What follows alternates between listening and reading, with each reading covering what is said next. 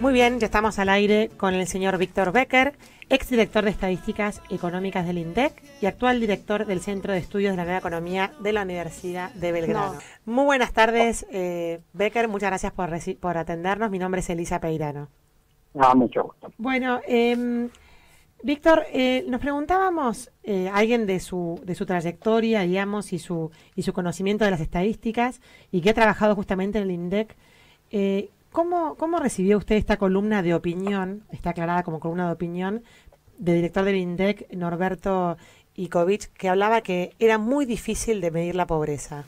Bueno, en realidad, digamos, lo que plantea básicamente es que la pobreza se puede medir de distintas maneras, pero termina reivindicando la medición que hacía el INDEC hasta el año 2013, según la cual el total de pobres en la Argentina está un poquito por debajo del 5% de la población, o sea, un poco menos de 2 millones de personas. El problema es que si uno toma en cuenta la cantidad de hogares que reciben la asignación universal por hijo y lo multiplica por la cantidad de personas que habitan en cada uno de esos hogares, ya en movida tenemos un número de 8 millones de habitantes, y a menos que pensemos que los que reciben la asignación universal por hijo no son pobres, eso nos da ya un piso de cuál es el valor mínimo estimado de la pobreza en la Argentina, o sea, 8 millones de personas. Esto es un 20% del total de la población, o sea, 4 veces la cifra que, según el director del INDEC, hay de pobres en Argentina. O sea, en vez de del 5%, más precisamente del 4,7% a que se refiere el INDEC, estamos en un 20%. Esto es una cifra que además es la misma que ha dado el Centro de Estudios de la de Yaqui, que no es precisamente un dirigente opositor. Claro.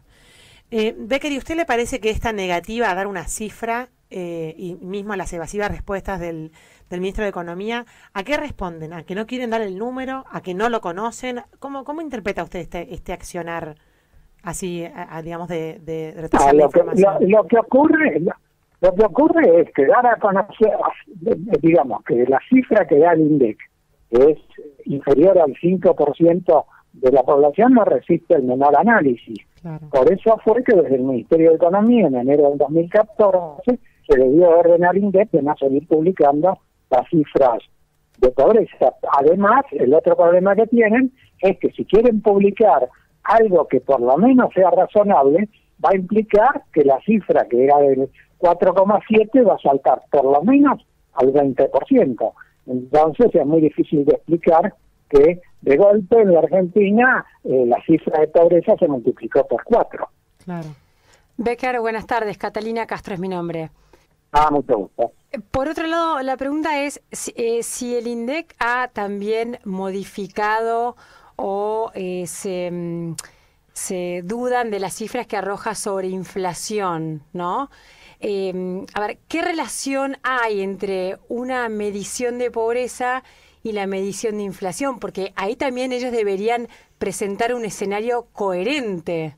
Bueno, hay una relación muy íntima, porque justamente el problema para medir la pobreza es que usted necesita precios con los cuales calcular cuál es el valor de la canasta de consumo para que una persona no sea pobre. Y por lo tanto, el hecho de que los valores de los precios de los productos están totalmente subestimados hace de que automáticamente la línea de pobreza sea muy inferior a lo que indica la realidad. El problema original, en realidad, para el cálculo de la pobreza es los precios que el INDEC utiliza no tienen nada que ver con la realidad. Entonces, esto implica que cuando uno mide cuál es, digamos, el mínimo necesario para que una persona no sea pobre, da valores absolutamente ridículos. Becker, y él en su artículo plantea, como decía usted recién, que hay distintas maneras de medirla, ¿no? Objetivamente, digamos, ¿cuál es el criterio que universalmente, o por lo menos que usted considera desde su experiencia, usted dio el ejemplo de la asignación universal por hijo, pero, digamos, objetivamente, ¿cómo se venía midiendo la pobreza en la Argentina que después se modificó radicalmente? ¿Cuál era el criterio madre para medirla? Bueno, el mismo criterio que se usa en el resto del mundo, que es, como decía anteriormente, fijar una línea de pobreza. Esa línea de pobreza se fija a partir de determinar una cierta canasta mínima de consumo que se entiende es lo que satisface las necesidades básicas, y lo que se hace periódicamente es medir cuál es el costo de esa canasta básica. El problema con el INDEC, puedo insistir, es que los precios que usa para valorizar esa canasta básica son absolutamente irreales, y esto hace, por ejemplo, para dar el caso más difundido, que cuando se calculaba la canasta de indigencia, esto es el mínimo de alimentos que una persona tiene que consumir, el INDEC manejaba valores tan ridículos que una persona podía subsistir a 6 pesos por día. Claro, claro. Por otro lado, también en el artículo de Scovich dice, bueno, que nunca se había medido con el total de la población. Ahora, mi pregunta es, y perdón mi ignorancia, es, cuando se realizan los censos de población, los censos, cuando se leen, ¿no salta ahí, no surge ahí también indicadores de pobreza? Sí, lo que pasa, sí, Scovich menciona, por ejemplo, los datos que aparecen en el censo de vivienda sobre la calidad de la vivienda, por ejemplo. Uh-huh. Es un elemento más a tener en cuenta para poder calificar o no a una familia de pobre o no pobre. El problema que tenemos es que los censos de población se hacen cada 10 años. El último censo de población fue el que se hizo en 2010, por lo tanto, las cifras que arroja el censo son las cifras que corresponden a 2010, no a 2015. Claro.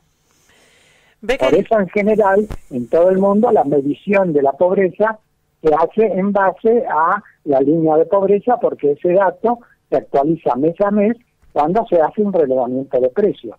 No es el caso de la Argentina, porque los precios que el INDEC utiliza no son los que surgen de relevamiento. Uh-huh, claro.